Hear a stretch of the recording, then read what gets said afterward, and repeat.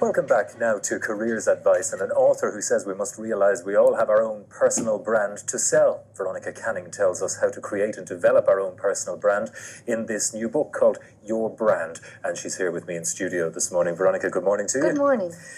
Does everybody have a brand? There's the first question. Yes, everybody has a personal brand. The problem is some people don't actually realise they have a personal brand. And I call that a person who has an accidental personal brand rather than a purposeful one. Okay. So the whole book is to have you understand you do have a personal brand and you really would be better if you had a purposeful one in order to further your career. Is it much easier for people who have the accidental one in that they're just stumbling along through life and it happens to be working in their favour? Yes, except I think at one stage it stops to work. And I'll give you an example. Somebody who is either an accountant or a lawyer and they're doing very well, they get to a certain point, they work very hard, and then there's a change, a crossroads. Either they're put in front of more people or they get to deal with more senior clients. And at that stage, being technically good is no longer enough. Having a personal brand, i.e. having good communication skills, empathy, being able to read people now suddenly becomes more important than your technical ability. And for people who need to develop it, yes.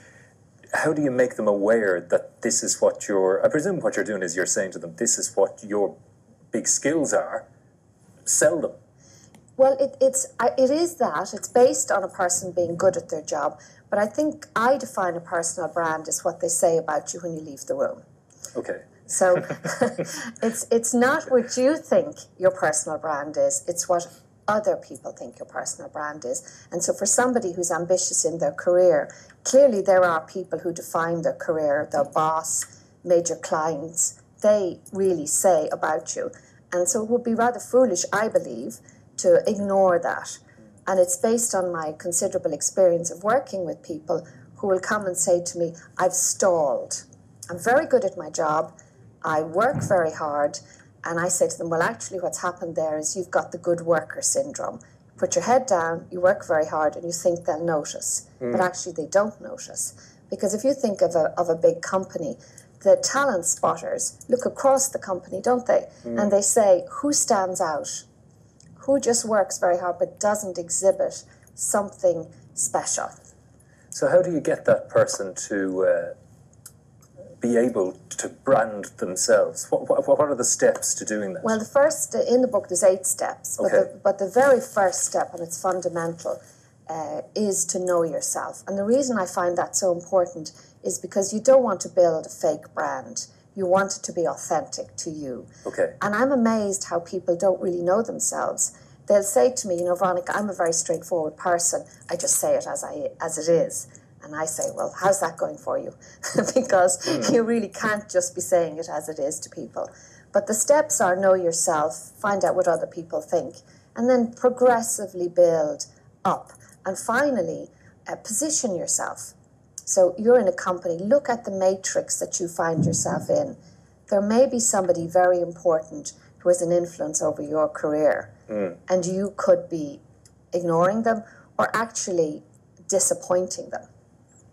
And when you look, well, is there a danger that you look inside yourself, you look at what other people are thinking about you, and suddenly you become this person completely fearful of everybody, and it actually goes against you in a way?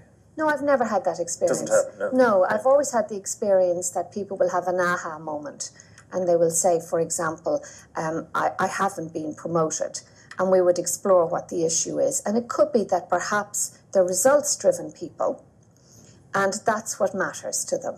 And so, therefore, to their employees, they're just results-driven. They drive them and drive them and drive them. And then you say, well, look at the staff turnover. People are going like this because they don't want to work with you. So when they discover that, that doesn't make them fearful. That makes them, right. Wake up. Right. So, and then I would see that person now going on to the next step in their career because they've actually removed what was a career derailer from the equation. It's very interesting, isn't it? But the first point you say, look inside yourself. And then look at what well, you obviously can't hear what they're saying No. when they go out the door. Sometimes, thankfully. But you've got to know yourself. But you've got what to it know is, yeah. what they are saying about you. Right, okay. Veronica Canning, the book is Your Brand. I'll just hold it up there once again. That's the front cover. It's on release from today. Advance your career by building a personal brand. Thanks very much indeed Thank for you that very and much. bringing your experience to us. Thank you.